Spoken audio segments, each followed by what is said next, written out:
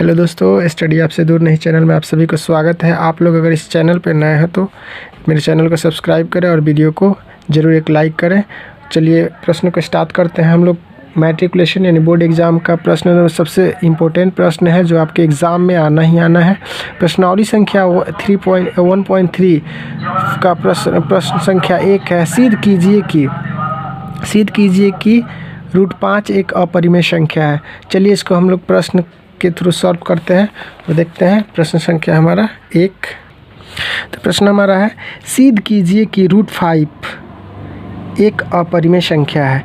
तो इसको सिद्ध करने के लिए सबसे पहले हम लोग क्या करेंगे, इसका अपोजिट मान लेंगे। यानी हम लोग क्या लिखेंगे हल में,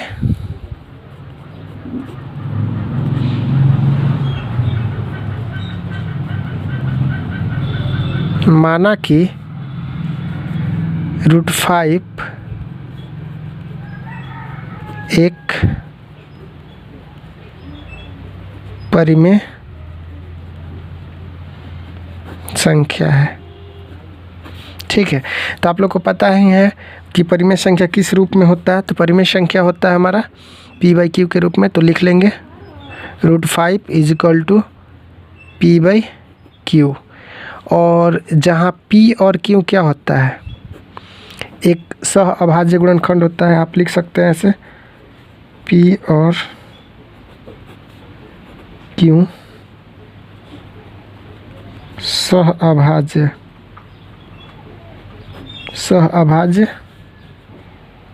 संख्या है।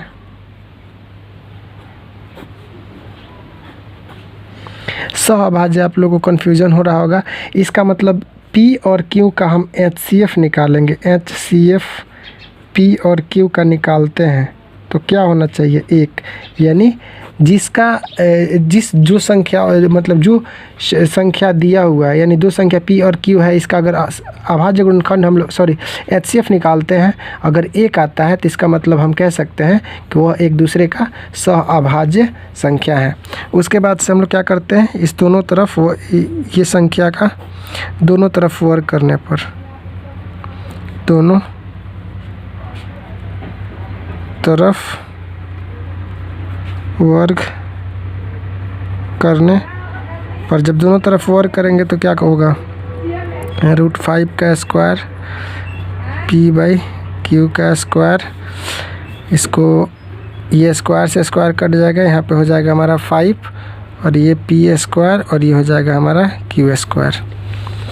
आप चाहे तो इसको ऐसे भी लिख सकते हैं। इसको जब क्रॉस मल्टीप्लाई करिएगा तो इधर जो गुना में रहता है, भाग में रहता है, उधर इधर आकर के गुना में हो जाता है, और जो इधर भाग में रहता है उधर जाके गुना में हो जाता है। तो इस तरह लिख सकते हैं, या इसको आप ऐसे सीधे भी लिख सकते हैं, यानी p² = 5q²। ऐसे लिख सकते हैं कि नहीं, दोनों जस्ट प्लॉट करके। अतः उसके बाद से क्या देख रहे हैं हम लोग, यहाँ चूँकि p² 5 से विभाजित होगा,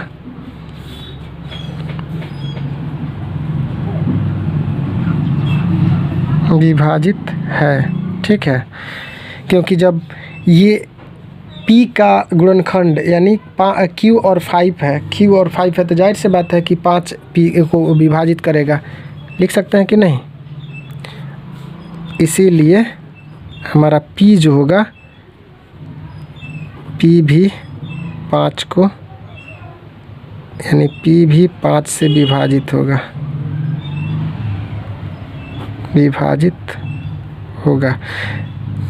ठीक है, 5 से विभाजित होगा, क्योंकि जब p² 5 से विभाजित है तो p भी 5 से विभाजित होना अनिवार्य है।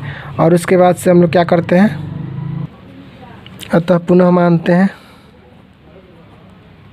पुनः माना कि p² = 5m, जहाँ m क्या है तो वही सहभाज्य है, यानी पूर्णांक संख्या है, ≠ 0। उसके बाद से दोनों तरफ स्क्वायर करने पर, वर्ग करने पर, दोनों तरफ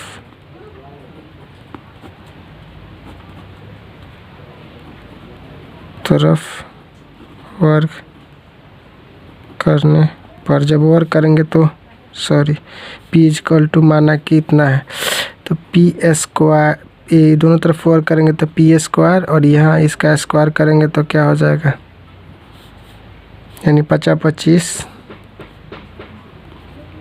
और एम स्क्वायर हो जाएगा कि नहीं, इतना लिख सकते हैं। और यहाँ पे हमारा अगर p का वैल्यू रखते हैं तो p का वैल्यू कितना दिया हुआ था, पी स्क्वायर का वैल्यू इतना लिख सकते हैं 5q स्क्वायर बराबर एम स्क्वायर। इसको चाहे तो आप समीकरण 1 मान सकते हैं, ठीक है, सॉरी इसको समीकरण 1 मान सकते हैं, यहाँ लिख सकते हैं समीकरण 1 से, ठीक है।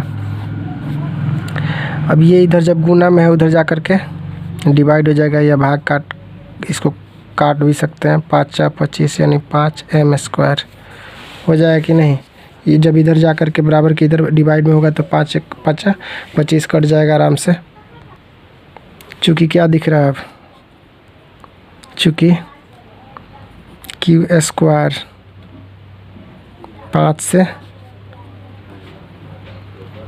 विभाजित है, इसीलिए क्या होगा क्यू भी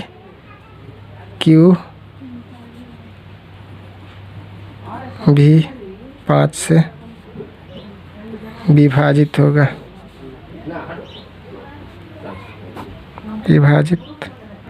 होगा, तो हम क्या देख रहे हैं यहाँ P और Q जो है दोनों 5 से विभाजित हैं, यानी चूँकि P और Q दोनों 5 से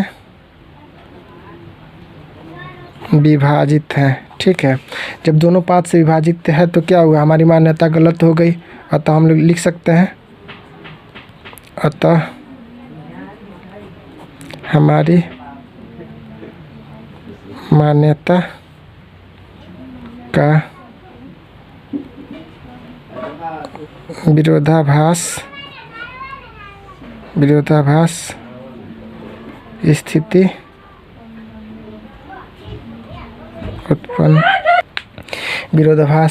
उत्पन्न होता है। तो अर्थात क्या हो गया, अर्थात हम लिख सकते हैं ये जो √5 होगा, √5 अपरिमेय संख्या होगा। तो इस प्रकार से हम लोग इसे कह सकते हैं, जब हम पहले ही मान चुके थे कि हाँ जो P और Q है इसका अभाज्य गुणनखंड यानी HCF 1 होगा, लेकिन हम लोग यहाँ देख लें प्रूफ करने के बाद पता चल रहा है कि 1 नहीं, इन दोनों का HCF 5 हो जा रहा है। तो इसी तथ्य के अनुसार हम कह सकते हैं कि जो हमारी मान्यता थी कि √5 एक परिमेय संख्या है वह गलत हो जाएगी, अर्थात हम लोग इस तरह से लिख सकते हैं। चलिए इसी वीडियो के साथ हम लोग आज का ये वीडियो समाप्त करते हैं और मिलते हैं नेक्स्ट वीडियो में। Thank you for the watching.